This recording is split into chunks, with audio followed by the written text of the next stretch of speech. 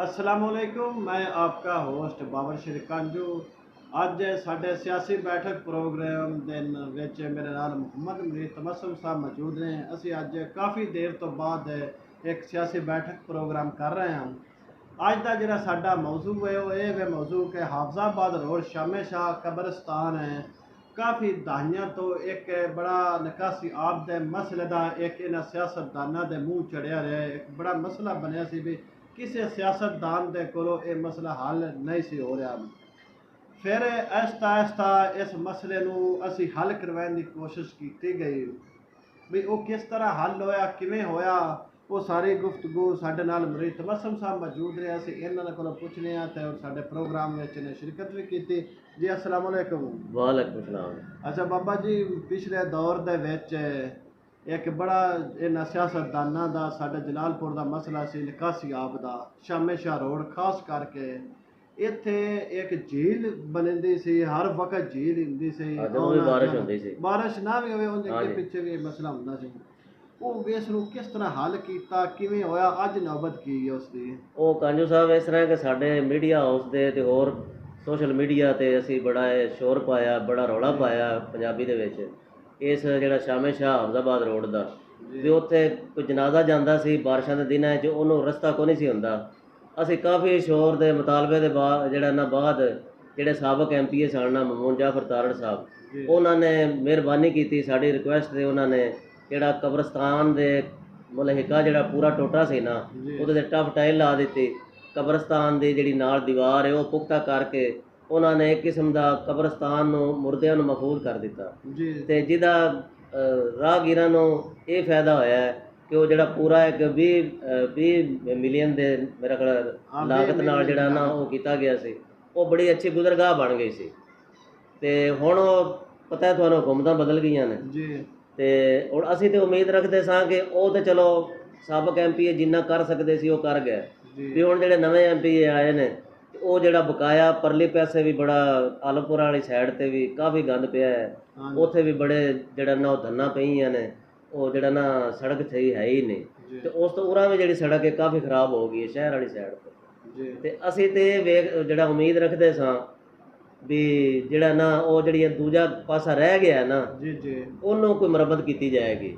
ਲੇਕਿਨ ਉਹ ਅੱਜ ਅਸੀਂ ਉੱਥੇ ਤੁਸੀਂ ਵੀ ਨਾਲ ਸੀ ਇਕੱਠੇ ਗਏ ਹਾਂ ਤੇ ਉੱਥੇ ਤੇ ਸੂਰਤ ਹਾਲ ਇੰਜ ਹੋਈ ਪਈ ਹੈ ਕਿ ਉਹਨਾਂ ਹਰ ਸ਼ਾਹੀ ਪੱਟ ਦਿੱਤੀ ਹੈ, ਟਫ ਟਾਇਰ ਲੱਗੀ ਪੱਟ ਦਿੱਤੀ ਹੈ। ਦੇਖੋ ਟਫ ਟਾਇਰ ਚਲੋ RCC ਉੱਤੇ ਉਹਨਾਂ ਕਰਨੀ ਸੀ, ਹਾਂਜੀ ਜੀ, ਐਡੀ ਨਾ RCC ਦਿਖਾਈ ਉੱਤੇ ਉੱਥੋਂ ਇਹਨਾਂ ਸ਼ੁਰੂ ਕਰਨੀ ਹੈ।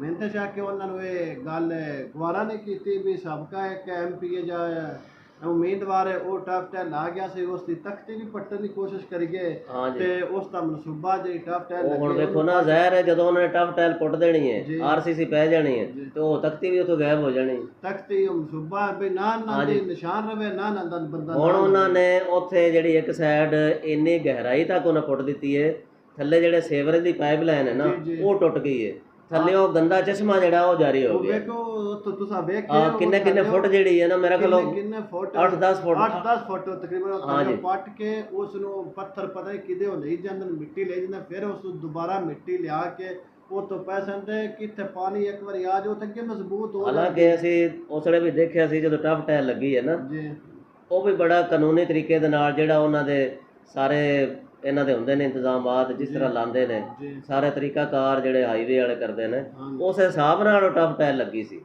ਕਾਫੀ ਮਸ਼ੀਨਾਂ ਨਾਲ ਉਹਨਾਂ ਨੇ ਭਰਤੀ ਪਾਈ ਸੀ, ਫਿਰ ਰੇਤ ਪਾਈ ਸੀ, ਫਿਰ ਬਜਰੀ ਪਾਈ ਸੀ, ਬੜੀ ਪੁਖਤਾ ਕਰਕੇ ਉਹਨਾਂ ਨੇ ਟਫ ਟਾਇਰ ਲਾਈ ਸੀ। ਹੁਣ ਉਹਨਾਂ ਨੇ ਟਫ ਟਾਇਰ ਪੱਟ ਕੇ ਹਰ ਸ਼ੈ ਪੱਟ ਕੇ ਉਹ 10 ਫੁੱਟ ਮੇਰਾ ਖਿਆਲ ਨੀਵਾਂ ਉਹਨਾਂ ਨੇ ਨਾ ਉਹ ਫਿਰ ਪੁੱਟ ਦਿੱਤਾ ਥੱਲੇ ਉਹ ਜਿਹੜਾ ਨਾ ਗੰਦਾ ਚਸ਼ਮਾ ਜਿਹੜਾ ਉਹ ਜਾਰੀ ਹੋ ਗਿਆ। ਸਿਵਰੇਜ ਦਾ ਆ ਕੇ ਉਹ ਪੱਟ ਕੇ ਲੈ ਜਾਣ। ਮੈਨੂੰ ਤਾਂ ਸ਼ੱਕ ਹੈ ਇਹ ਠੇਕੇਦਾਰਾਂ ਨਵਾਜ਼ੂ ਨੇ ਵੇਖੋ ਜੀ, ਅਗਰ ਉਹ ਹੀ ਸਾਰਾ ਮਟੀਰੀਅਲ ਅੱਗੇ ਉੱਥੇ ਪਿਆਰ ਆਂਦਾ ਤੇ ਅੱਗੇ ਉਹ ਪੋਲੀ ਜਗ੍ਹਾ ਹੈ ਉਹ ਤੇ ਪਾਣੀ ਲੱਗ ਕੇ ਉੱਤੇ ਖਲੋ ਕੇ ਉਹ ਤੇ ਅਰਸ਼ ਪੱਥਰ ਹੋਈ ਪਈ ਹੈ।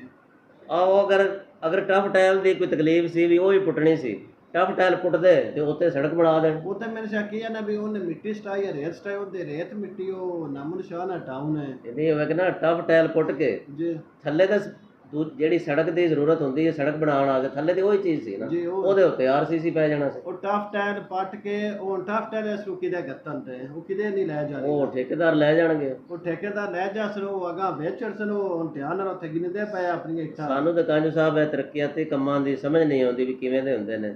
ਇਹ ਪਿੰਡੀ ਰੋਡ ਤੇ ਜਿਹੜੀ ਪੁਰਾਣੀ ਸੜਕ ਹੈ ਨਾ, ਉਹਦੇ ਉੱਤੇ ਹੀ ਨਵੀਂ ਸੜਕ ਬਣਾ ਦਿੱਤੀ ਗਈ ਹੈ।